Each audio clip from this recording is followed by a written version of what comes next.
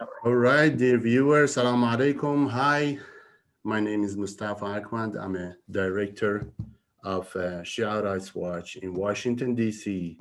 I'm here right now with my friend, Dr. Mohd Faizal Musa, the researcher fellow of the Institute of the Malay World and Civilization, ATMA or ATMA, and the National University of Malaysia, UKM.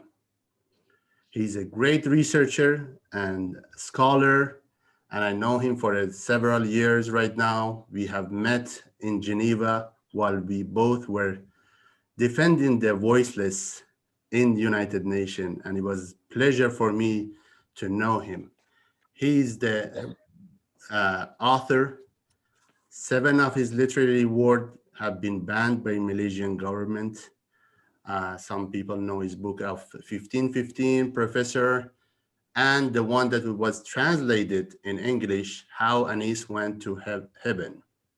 Yeah. A couple of his articles that probably Shia Muslims more paid attention to was the anxiety of the pilgrimage, the ziyarat to the Iraq and Iran, and the Malaysian Shia primarily study of history, oppression, and denied rights of the Shia Malaysian. Thank you very much, Dr. Faisal, to be here. I'm grateful to having you here. Yeah, thank you. Thank you for inviting. Thank you for, it's really, I'm really glad to have you again. After many years. Yeah, it's a pleasure. It's a pleasure. Sometimes you don't know who you meet, but when you meet them, you are like excited and you are encouraged to see what they are doing, how they are doing. I'm following you on the social media, and I encourage other people to follow you as well. Your great work is showing people that they can work, defend, and be a good citizen in their country. One of the things that some people have questioned, or the propaganda is showing that. So just briefly, tell us about the Malaysian, the Shia in Malaysia, because a lot of people don't know about the Shia and their situation in Malaysia. Well, first of all, I think it's really important to understand here that the Shias exist before 1979. Why 1979? Because Malaysian government keeps saying that the Shias only existed starting from 1979 because of Islamic Revolution of Iran, and therefore there are amount of Muslims here attracted to Shiism, and then they so-called converted to Shiism. But this is the narrative played by the establishment, which is actually not true.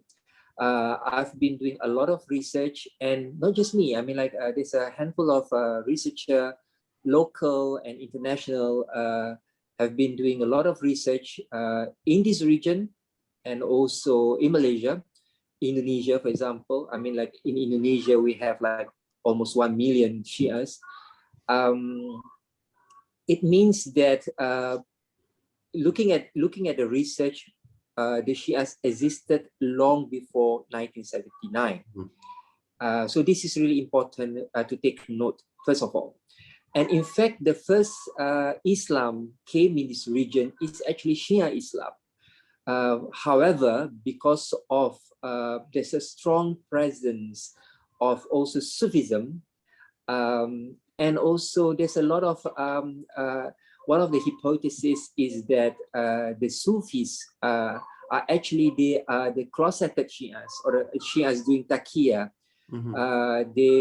They were in exile, running away from the Abbasid dynasty. They came here, they propagate Shiism, and then they left. And because of this region was actually there's so many ports, because people are coming from the Arabs and the Indian continent, going to China, and they have to pass the sea, the Straits of Malacca. So and there's also many kingdoms of that actually converted to Shiism. However, after many years, over the years, because of lack of attention, slowly this kind of Shiism has synchronized with local rituals, local customs, and it happened into different form of teachings. Yeah, so there's a lot of Shia influence in the culture that if we look into it, there's so many. I mean, like a amount of it. I mean, endless to speak about it. But what happened is in 1979, the Islamic Revolution happened in Iran. And there are so many Muslims here, Malay Muslims especially, and also the one that their descendants are from Thailand. Because after the fall of Malacca, 1511, into the hand of a Christian Portuguese, most of the Persians there living in Malacca, they ran away to Thailand, yeah, to Pattaya.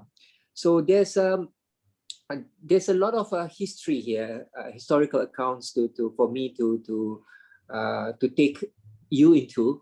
However, it's also important that to reject this narrative that Shias exist only after 1979. For example, when I interviewed one of a very interesting Shia women, she's now in the 70s. She told me what happened after 1979. She opened one of her grandmother's sort of an old notebooks. When she saw it, she read it. I mean, like only then after that she realized that it's actually a dua kumail. Wow. And what happened is that her great grandmother, during what we call rubber boom, we plant a lot of rubber. And then the British came to colonize us. So the rubber boom, because of Malay, they planted a lot of rubbers. And then her great grandmother became really rich and she went to Hajj. I think it's before 1,900, something like that. Of course, through the sea. And because of that time, there's no plane. So they stayed there for a long time, quite sometimes like 1 year. So in Medina, during the pilgrimage or ziyarat in Medina, she stayed with her great grandmother, stayed with a Shia from Medina, yeah, obviously, and perhaps she learned Shiism there, and she get a lot of stuffs like du'as, like prayers, supplications, and she brought along with that. But the thing is that these hidden Shias here in Malaysia before 1979, they chose who to teach. Yeah. So they're like, it's very selective. So she likes this granddaughter. She named her after Fatima to Zahra or Imam Hussein, whatsoever. And then she or he, I mean, like the older generation, will teach them about Shiism, but without knowing that it is actually the word is Shiism. Yeah, I mean, like, because the emphasis is the importance to love Ahlul Bayt. So it's not really, I mean, the word is not Shia even. Right. So after 1979, this woman in the 70s that I told you, she realized that I have been Shia for a long time. I mean, this is so-called my religion, yeah? My school of thought. I mean, like, so after 1979, many people realized that they are actually Shias.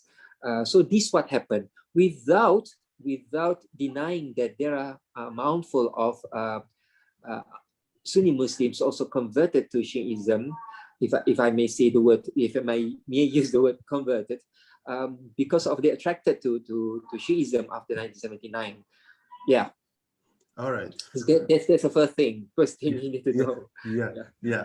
Obviously, in the Shia Rights Watch, one of the things we are doing and promoting is that every citizen of every country is they are loyal to their country, their society, and religion is something that support them and promote that peace and coexistence among them and in their society. And in many countries, we have seen that the Shia Muslims participated in their society.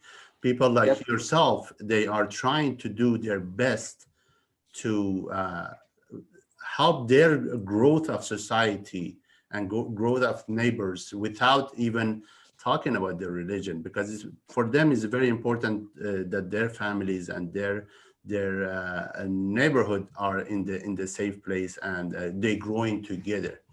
So why with that, why the this state sponsored violence and discrimination against the Shia Muslims is happening? I understand that if based on my knowledge, still the Shia religion is banned in Malaysia. You can worship and you can practice your religion, but you are not allowed to talk about it.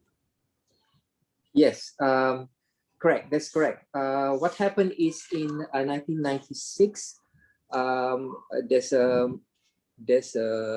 fatwa, an edict, which is actually banning Shiism. Before that, Shiism is partially allowed. I mean, like without. I mean, there's no harassment in a way. Yeah. Mm-hmm. Because of what happened is that actually people need to understand that in Malaysia there's three kind of law. We have civil law inherited from the British because they colonized us, and then we have an Islamic law, Malaysian version. So it's not something like an Iranian kind of thing. It's not also like Saudi kind of thing. So it's just different. I mean, like it's Malaysian law, Malaysian Sharia law. And then we have what we call traditional law, which is actually a custom law. So we have these three kind of law. And regarding this Sharia, Malaysian Sharia law, every fatwa turned into a law. This is a very interesting part. I mean, like in the rest of the world, fatwa is just merely an opinion, right?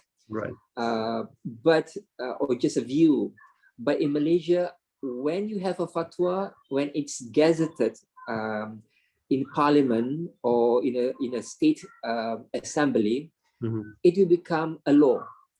And if you don't challenge it, it will be applied. Yeah. Right. So we have various kind of laws. I mean, fatwa became law. Yeah. Some of them are really ridiculous even. So in 1996, there's this fatwa banning Shiism, not just ban. I mean, everything related to Shiism, for example, publications, the right to get education, schools, rights of assembly, right of association. So not just freedom of religion or freedom of belief. So everything just suddenly being banned. But also before 1996, there's few arrests under Internal Security Act under Mahathir Mohamad 1.0, the Prime Minister Mahathir Mohamad. But according to me, from my research, those arrested are not the hereditary Shias. They are actually the converted Shias. I mean, like, when Sunni Muslims, they converted to Shias, they tend to actually getting a little bit obsessed with these new findings, what they get. And so they keep sharing. And this sort of like became a debate, and then a little bit chaotic in a way, because there's a lot of silly quarrel, for example. So government thinks that this destabilized the community, the society, so they decided to arrest a few people. However, in general, the Shias, I think, live peacefully under Mahathir Mohamad, and also during the Abdullah Badawi's administration, whom he had actually a very good relationship with Iran and Iraq. He went to Iran, I think, twice, and at that time, the president of Ahmadinejad came to Malaysia twice. So, and Malaysia is also very active, participating in OIC. So it's a golden years for the Shias, for the local Shias, I can say. However, after Prime Minister, after Najib Razak took from him the administration, he changed a lot of policy, among others, the foreign policy. He became really friendly with Saudi Arabia, with the Gulf countries, UAE, for example. And because of that, there's a lot of influence, Salafist influence. Actually, Salafist influence have been really, there's a lot of rivalries between so-called Shias, traditional Islam in Malaysia, I mean Sunni Islam, and also the Salafists for quite many years. I mean, like over 100 years. I mean, since they first came into this region. Right. However, it's not that visible. But during Najib Razak's administration, it became really visible, and they penetrated in government administration everywhere, also in schools, in universities. In the mosque, of course, and that really changed the discourse. And after that, we have the Syrian conflict, the Syrian war. So everything really get really chaotic because people really don't understand what's happening there. I mean, up until now, we don't really understand what happened there. Everyone have that confusion. Yes, yeah, and because of that, there's a lot of propaganda, stigmatization that actually even Bashar Assad, he's a Shia according to this propaganda, and his regime is killing Sunnis in Syria, and we need to do something about it. And because of that, there's so many people believing in this kind of propaganda, in this kind of fictional narrative. And suddenly, things get really, really bad in Malaysia and also in Indonesia and the whole region. So this is one or two big reason why the Shias being really stigmatized here in this region, especially in Malaysia. Right. Just a note, I think you have two cameras. One of them is working on this side, one of them working on that side. So really? yeah. This camera and on your left side, I think is working better than the other one. Okay. So one of my friend was traveling to Malaysia a couple years ago, and one of the things that he was reminding me, which I am right now searching for it, he was saying that on one of the tourist books that talk about the Malaysia and inviting people to the Malaysia as a tourist, it was stating that the Shia religion is banned here, and make sure when you are here, you are not promoting the Shiaism and not talking about the Shia. As I said, I heard about it. I have not seen that booklet yet, but there are so many things that is preventing the Shias to promote their faith, which I understand what is going on. But the thing is, I believe the majority of the issue that is happening is because the lack of knowledge toward the Shias. Exactly. I think we are not exactly doing our job, at least myself, to introduce my religion. And always people have heard the stories from the others. That's one of the issue. As you mentioned right now, people hear and talk about issues in Syria, which doesn't have nothing to do with the Shia Sunnis. That war, if we want to talk about that, we have to talk about the war in Yemen and Saudi as well, which is opposite of what people are saying. So neither of those are the politic is whenever is in favor of the government is playing that role of Shia, Sunni, or religion, let's say. But right now, my question is that we have Christians and Buddhism in Malaysia as well. Why that much attack toward the Shia? It cannot be only the revolution of Iran playing a role. I understand that this propaganda happened and it took over and no one changed the narrative of that. but why we don't see that much of which I'm not saying that it has to be, but why is not uh, there is not that much ban of religion when it comes toward the other religions and faith? Well, good question. First of all, is that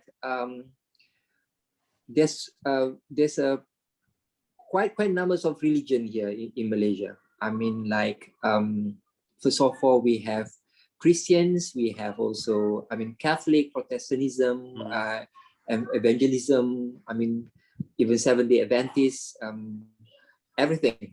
I never have encountered Orthodox, but I know there's so many school of thoughts within Christianity. And also we have many kind of Hinduism. Among others is popular Hinduism, where we can see during Thaipusam, even people from India, I mean like Hindus from India come to Malaysia to worship. And also we have Buddhism, Taoism, so many others. Right. But first of all, we need to understand that again,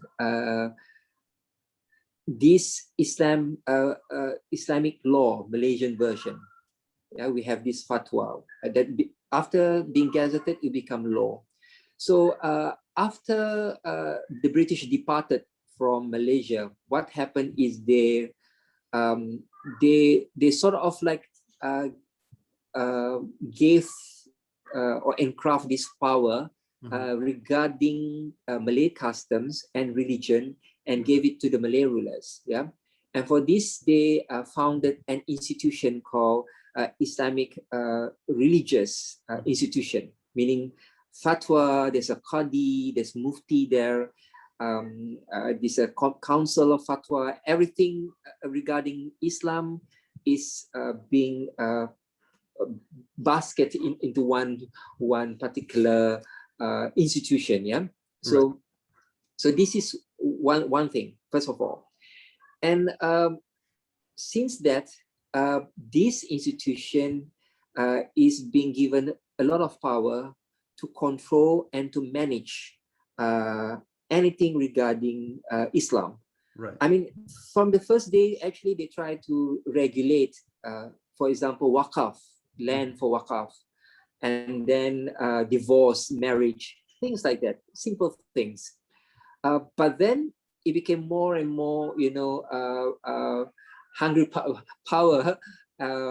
Soon after that, they started to also look into many other things. Yeah, and because of the what we call Islamic revivalism in 1970s, there's so many factors because of that. People suddenly became changed and attracted to so-called Islam. Yeah, right. And what kind of Islam? So this is another topic to be discussed. What kind of Islam is another topic to be discussed. So suddenly we see what we call here in Malaysia Islamization. Yeah. So suddenly free hair women wear hijabs. I mean that's of course their rights. Right. I mean they are free to do what they want, but also there are so-called a lot of Islamization towards institutions. For example, Islamic banking, Islamic university, Islamic literature, even Islamic food, Islamic restaurant, Islamic laundry, whatever it means. And because of that, suddenly also the non-Muslims become really uneasy. Yeah, become really uncomfortable because of suddenly there's an Islamic neighborhood. What is Islamic neighborhood?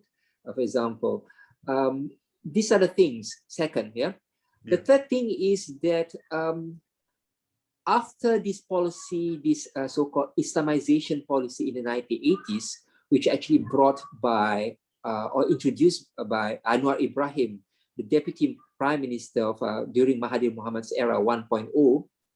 So he actually introduced this Islamization. And because of that, they founded what we call nowadays JAKIM, or an institution that actually at the federal level are controlling everything regarding Islam. Right. So and because of that, also the government sent a lot of students to many Islamic institutions, higher learning institutions in Jordan, in Saudi Arabia, in Egypt also. But at that time also, there's a lot of things happening in Jordan and in Saudi Arabia. For example, there's a rivalry between Egypt and Saudi, and then the Muslim Brotherhood ran away to Saudi, and they became lecturers there. And there's also quite numbers of Salafis ran away to Jordan, exile, and they became lecturers there. And these students, our students here from Malaysia, suddenly went there and they learned from these people. And after 10 years, when they returned back, they penetrate every single government agency, including schools, including universities, including this institution that to manage the Islamic affairs. This is the starting point of the problem, where the fatwa came in 1996, and then many other things came. Yeah. And at that time, the non-Muslims, especially human rights defenders, the non-Muslim human rights defenders, they don't want to go into this territory because they thought this is Islamic affairs. So we don't want to interfere because this is problem of Muslims. Yeah. So we don't want to interfere. But slowly, suddenly, the problem also caught them in a way, because, for example, they're using the word of Allah for non-Muslim. In Malaysia, banned the use of word of Allah for the Christians, for the non-Muslim, for example. So if you're a Christian, you want to say Allah or Inshallah or MashaAllah, it's banned. Yeah, it's a law being banned. So these are the things. I mean, suddenly also Bible being confiscated, because Bible in a national language, in Malay language, will use the word Allah, referring to Lord or referring to God. And there are many other things. Yeah. And suddenly also there's a lot of confiscation, body snatching. I mean, in Malaysia, for example, couples, if Hindu couples, if they want to keep custody of their children, so what happened is one of the parents, spouse, converted to Islam, and then they brought this case to court, to Islamic court, the court that I mentioned earlier. So the court will say that, oh, of course the kids will go to the Muslim father or Muslim mother. So what happened then is a lot of quarrel, and then body snatching. If somebody suddenly one pass away, and then one member from the community say, come on, this guy is Muslim, he must be buried in Muslim cemetery, not in the Hindu cemetery, or it will be a lot of quarrel. So these are the things suddenly getting into a lot of conflict, into crisis. And only then, after that, human rights defender realized that they should interfere, I mean, from the start. But things have got really bad. Yeah. Yeah, that's one of the things we see in the different countries, that minorities who are oppressed, now they getting together and they understand each other more, and they are doing their best to be able to help each other, because that's the most important thing, to be able to understand each other and coexist, and at the same time show your value and show your strength peacefully, obviously, and Exactly. get your rights. That's one of the main core of Shia Islam, definitely, is that everything has to be peacefully, and the violence is not the answer. And in many cases, in many countries that we see, even though the Shia Muslims are getting oppressed, but they are not going toward the violence, because our belief and our imams are teaching us that the peaceful, taking your rights peacefully is the most important thing that could happen to you. Right now that we are talking, obviously is June 12 for you, but it's June 11 for us. So June 12 is the International Day of International Shia Day. And I'm trying to keep the conversation under 40 minutes, so we can, I don't want to take your time that much, but What we are doing in International Shia, they talk about the oppressed people in every countries, and each year we take one country and talk about it. Obviously, right now we are talking about the Malaysia, and it's very important for me, at least, is because every day I'm learning about the communities. Every day I'm learning about the countries that the Shia Muslims are getting oppressed, but because of lack of media, lack of work that sometimes is our fault as well. Me, myself personally, is that we don't broaden our scope and listen and hear about the others and suffering of the others. So Malaysia and is one of the countries that always wish to come and visit. At the same time, it was very important for me to hear what is going on in Malaysia. So what is your suggestion? We have 10 more minutes that we can talk. What is your suggestion for the Shia and the International Committee? What they can do? What are the ways that we can help the Shias in Malaysia and the other minorities? As I said, peacefully, everything is to work with the government is very important. We can educate the government as well. We can let them know how many powerful Shia are working in this society of Malaysia and helping the growth of the society in Malaysia. Well, Brother Mustafa, it's like this. I believe that Malaysia is the only country being legally banning Shiism. I'm not sure because there are so people stating that Brunei also doing the same, Mauritius is doing the same, or Morocco doing the same. I'm not sure about that, but I'm pretty sure because Malaysia is the only Islamic country banning Shiism. Perhaps there are others, yeah. Yes. So legally, yeah, I mean using all the legal mediums, and also legal mediums. These legal things can be challenged, obviously. I mean using international law, using local law. I mean human rights lawyers can do a lot of things. Yeah. Right. Of course, there's not so much. I mean, like there's no killings yet. Of course, yeah. In Indonesia, there's people being killed. I mean, Yes. Shia people. Yes. In Malaysia, we have one. The Shias have one victim. Yeah, enforced disappearance. Mr. Amri Chekmat in 2016, and in 2019, the Human Rights Committee in Malaysia decided stating that Amri Chekmat is an enforced disappearance. He being abducted by secret police, and we just don't know what happened to him up until now. Yes, we only have the Shias in Malaysia only have one victim. I mean, compared to the Hazaras, for example, in Afghanistan. Yes. But the thing is that in Malaysia, it can become a precedent because Malaysian government legally banned Shiism. It can become a model. This is why I think Malaysian case is actually very interesting for any courageous international human rights lawyers to pursue into. I mean, to look into it. I mean, like, to do something. I mean, like if these people want to experiment their power or their courage, I mean, like they can do it. I mean, like to do it in Malaysia because Malaysia really banned Shiism. So that's the first thing. Second thing is that the Malaysian Shias, I believe,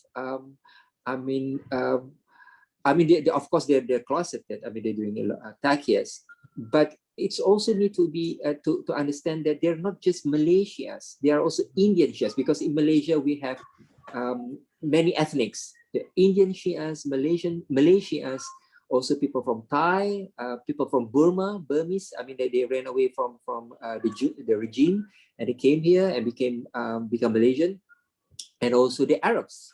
The Arab descendants, the Habib, what we call here Habib. I mean, like most probably they're from Yemeni. These Yemenis are also Shias, and there's not just 12ers, but there are also Bohras, the 7ers. Yeah. So there's a lot of interesting thing happening here, and these Shias are are actually quite, doing well in society, in community, because, for example, the Southerners, traditionally they are actually traders, so they are very rich people. So obviously, Shias are doing a lot in Malaysia, in the society, paying tax, doing business, involved in culture, in arts, in films. I cannot mention their names, yeah, but there are many people who actually doing a lot of things. Right. But because of this ban, there's always, it's really suffocating.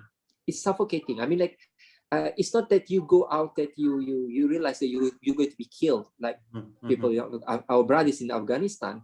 Yeah. But the thing is that it's really suffocating because there's no right for education, for example. You just don't know how to teach your children because there are lack of books, there are lack of clerics. It's impossible to invite clerics from Iran or Iraq. I mean, it's right for the Shias, I mean, to understand their religion. I mean, that there's freedom of religion. So things like this, even booklet for tourists, I mean, like stating that, come on, there's a Shia, so you better be careful. So this kind of thing. So it's really suffocating for them because there's a lot of challenge.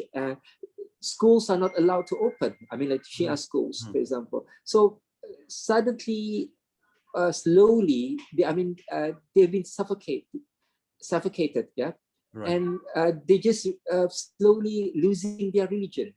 I mean, like their religion is being stealed by them. I mean, by the people, by the authorities. So this is what happened to the Malaysian Shias, which is actually, I think, quite unique compared to the other country in a way. Right. Although there's no violence. Right. Yeah. So the killing is not happening, but silently is taking away the faith of the people because there Yep. are no resources that they can renew their understanding, renew their. Obviously, there is a YouTube and everything else, but people need to have that environment to be able to gather together and have exchange the information and work with each other to bring that. Our time is finishing right now. I just want to get the promise that we have another talk together and talk more about this. Is very important for the people to understand. Is not about going outside and not coming back to the home. It's about seeing the next generation not having the same faith, not having the same understanding. And Malaysia is one of the countries, great countries with a lot of economic power, a lot of educational power that could be an example for the other countries as well. And hopefully we can work together and promote that and change the law. And as you said, is a great challenge for the lawyers and international lawyers who think they are the best in the world. They can challenge the law of the Malaysia and see if they can change that. And inshallah, me and you can work together more and work with the academic field and the activist field to promote that and change the law, hopefully very soon. I really appreciate your time. We took your time a lot, and hopefully we can have another conversation. Inshallah. This need hours and hours of conversation to understand more and educate more, educate myself and the other people that what is exactly going on, and be able to get the help. People always think that when we are talking about the help is a financial help, but as there is so many ways that people can help without using their money and their financial and influence and change the society to the better society. Thank you very much, Dr. Faisal. Thank you, Brother Mustafa. You've done a lot of things. Shia Rice Watch. I mean, like, I know your work. Thank you very, very much. I mean, for doing what you do. It's an honor to know you and to work with Shia Rice Watch. Thank you.